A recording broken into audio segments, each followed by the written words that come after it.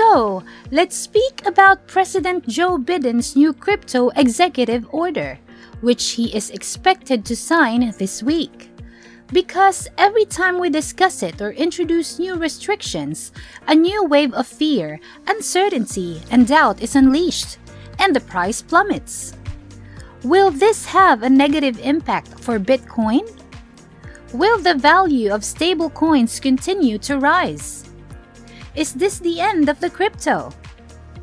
There are numerous inquiries.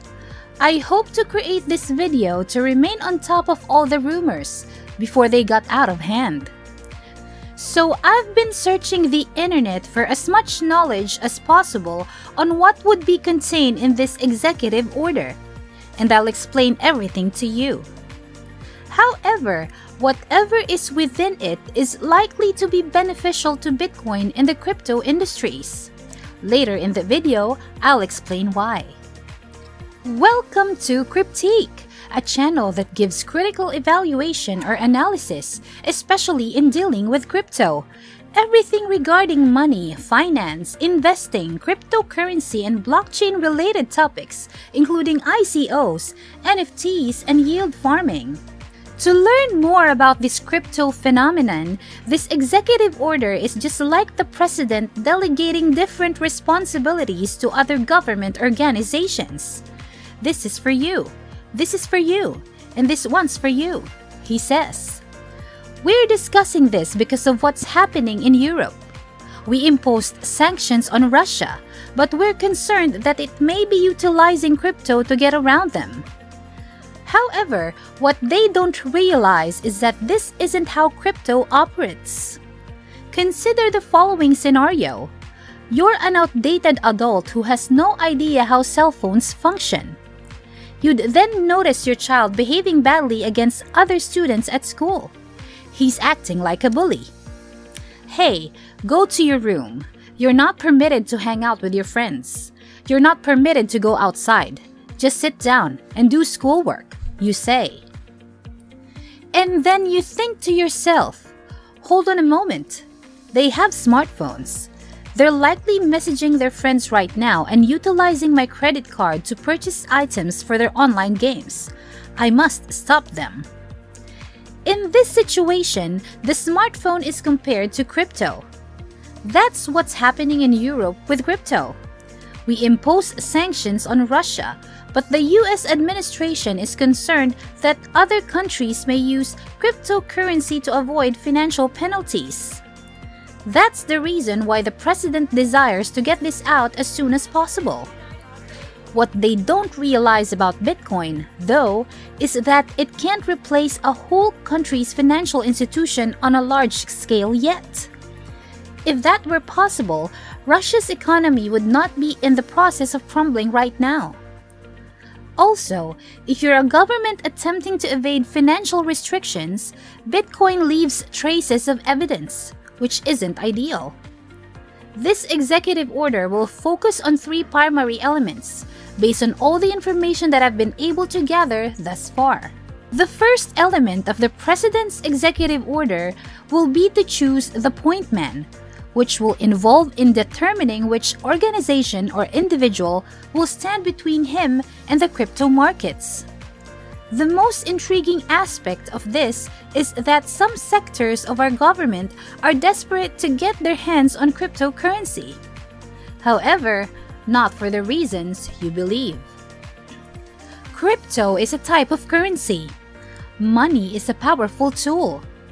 And whomever has the ability to control power becomes powerful, because they will be able to demand more money and tax monies to build their organization.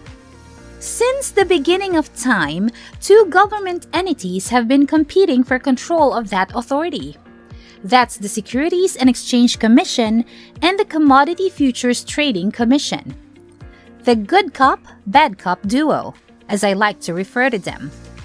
The CFTC, or the Commodity Futures Trading Commission, is the good cop in this case.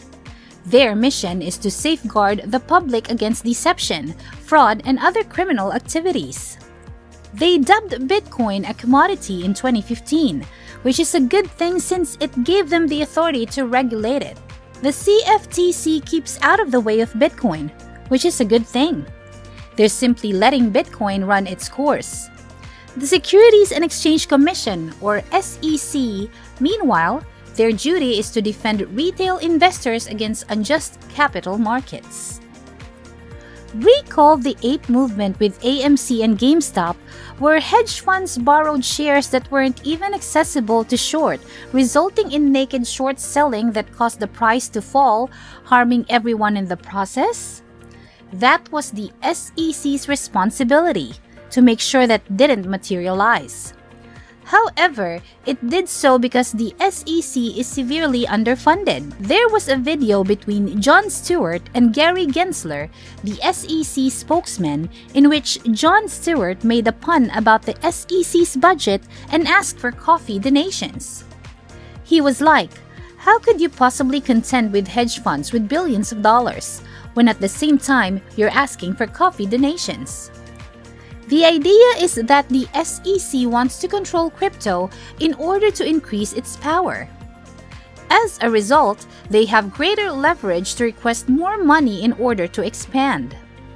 FinCEN, the Financial Crimes Enforcement Network, is another organization tasked with preventing money laundering, as well as the OCC, the Office of the Currency Controller, whose role is to ensure that banks obey the law. This executive order will amount to nothing more than instructing those folks, you, and you, gather together some studies for me, and we'll hash out the details later. Nothing will happen, but there is a thing that will have an impact on Bitcoin's value. That will be the topic of the study on Bitcoin's environmental impact. That will be the most significant difference between Bitcoin reaching $100,000 and Bitcoin not reaching the amount. Dennis Porter deserves full credit for pointing this up. However, this executive order will direct agencies such as the Environmental Protection Agency and the Office of Science and Technology Policy to examine Bitcoin's carbon impact closely. There will be a big push for Bitcoin to become ESG compliant. This is what environmental, social, and corporate governance are all about. For a long time, this has been one of the biggest mysteries in Bitcoin, because Bitcoin has a terrible reputation for being wasteful and consuming a lot of resources when mining. However, how much do they actually consume? What amount of energy does Bitcoin actually utilize? This is going to completely blow your mind. Look into it. This graph depicts Bitcoin's carbon emissions, which totaled 41 metric tons of carbon dioxide last year. This was 3 times less than gold, 3 times less than traditional banking, 24 times less than air conditioners, and 48 times less than the airline sector. Take a moment to contemplate Bitcoin's utility. People who, in some circumstances, are literally fighting for their lives right now because Bitcoin is offering them economic freedom all across the world. That appears to be a little higher on the prioritized list of things, compared to, say, tumble dryers, which produce more carbon emissions. However, no one is making a fuss over it. The truth is that Bitcoin is an energy-efficient machine that will always seek for the most efficient and least expensive energy. In most cases, this is usually clean energy. As a result, this will appear to be a problem that will eventually resolve itself. However, this will be dependent on environmental protection organizations doing a good job with unbiased research. But only time will tell, as we plead to the crypto gods for luck. So, if you think this video has clarified some things for you, please consider liking it and clicking that bell button to be notified of our new videos. Also, you might want to consider subscribing to our channel. It'll really help us out. Back to our video. Another thing that caught my attention, the executive order's final section will most likely focus on the stablecoin market. But it's unlikely to commit to developing its own stablecoin just yet, other than to advise other finance subcommittees to look into the stablecoin committee's validity to check if they want to join. It's essentially a nothing burger. So, here are my personal ideas on the subject. Personally, I'm looking forward to these rules and restrictions. Did you know that there are over 17,000 different altcoins available? Anyone can simply copy and paste the code and replace it with their own. In addition, $7.8 billion worth of cryptocurrency was stolen in 2020. They defrauded $14 billion last year in 2021. It's a booming business. Every day, it seems like well-known investors get an email claiming that someone impersonated them and sent Bitcoin to an unknown address. If you own an NFT, you've undoubtedly been rug-pulled at some time. It's almost as if it's a rite of passage. There are no repercussions for these individuals. However, it would be great if FinCEN could intervene and ensure that this sector could be regulated. It would also be ideal if the OCC could collaborate with banks to allow us to store our Bitcoin with them. It would be great if we could simply deposit our Bitcoin and have it insured, just like stocks are protected by SIPC, while cash deposits are insured by the FDIC. All of this is fantastic because it stabilizes the cryptocurrency markets and moves us closer to a spot ETF, which is the final catalyst between Bitcoin's present price and $100,000. Isn't Bitcoin, on the other hand, intended to be unregulated? No, that's not what I'm talking about. Bitcoin is a digital asset that functions as a currency. It also looks like a security system.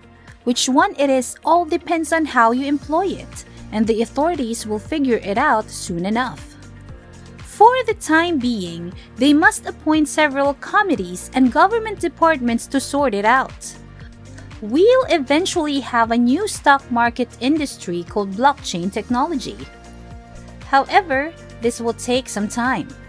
Let's get a little giddy. Let's hope for the best. Acquired a lot of knowledge from this?